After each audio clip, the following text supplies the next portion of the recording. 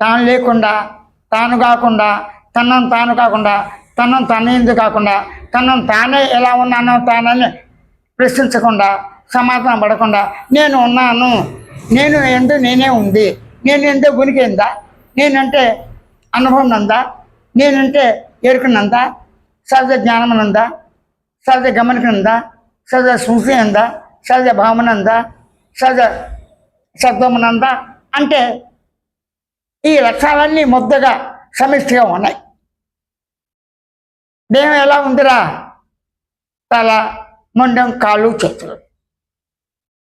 తల ఎలా ఉంది? జ్ఞానేంద్రియాలతో ఉంది. కన్ను, రెప్ప, చెవి దానికి సంబంధించింది ఆకారం వినటానికి, ముక్కు 2 రంధ్రాలు, పెదాలు, పళ్ళు, నాలుక రుచికి, స్పర్శ అన్నీ ఉన్నాయి. ఒక తలలోనే ఉన్నాయి. మరి వెంట్రుకలు కూడా ఉన్నాయిగా. వెంట్రుకలు లేని స్థానమే లేదుగా. మొత్తం శరీరం అంతా కూడా వెంట్రుకలమయమే. సుమారు 56 కోట్ల ఉండొచ్చు. 4 నెలలు ఉన్నాయి ఏమో, కొంతమంది అంచనా ప్రకారంగా 72 నాడులు ఉన్నాయి, నరాలు ఉన్నాయి, ఎముకలు ఉన్నాయి, అస్థిమంత్రం ఉంది, కొవ్వు ఉంది, బ్యాడుగోష్టాలు ఉంది, ఆమ్లాలు ఉన్నాయి, వాతపిత్త పైచాలు ఉన్నాయి, అన్నీ ఉన్నాయి. అలాగే ఏ అవయము ఆ అవయము దానికి ఏదైతే చేయగలదో ఆ పనులు అవే చేస్తాయి. ఊపిరితిత్తులు, వాటికి అవే చూడు, ఊపిరితిత్తులు గాలి పీల్చుతాయి. అలాగే గుండె పనిచేస్తుంది ఆ నరాల ద్వారా, ధమనీశ్వరులు అంటారు కదా. అలాగే యూరిన్ శ్వాస పోసుకోవటం, అలాగే మర్మావయాలు, ఆ విధంగా శరీరము ఇవన్నీ పనిచేస్తాయి. ఆ పని నువ్వు నేర్పావా? నువ్వు చేయమని ఆజ్ఞాపించావా?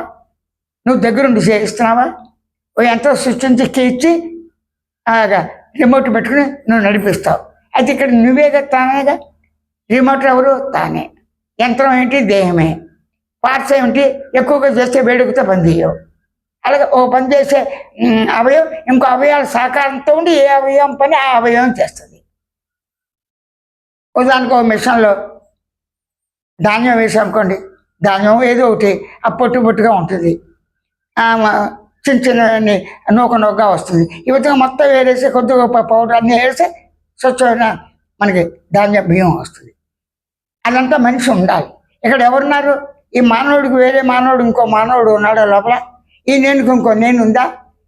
ఆ నేనుకి ఈ నేనుకి తారతమ్యం ఉంటుంది. అసలు 2 నేనులు ఉంటాను చెప్పడానికి ఒకటి ఉండాక, ఒకటి ఉంటే 2 ఉన్నాయి కదా, 2 ఉంటే 3, 4, 5, 6 విధంగా సంఖ్యాపరంగా ఉండాలి కదా. ఇవన్నీ సహజంగా ఉన్నాయి. అప్పుడు పూర్ణం అన్నప్పుడు ఏమొస్తుంది? 0 వస్తుంది. పూర్ణం అంటే ఏంటి?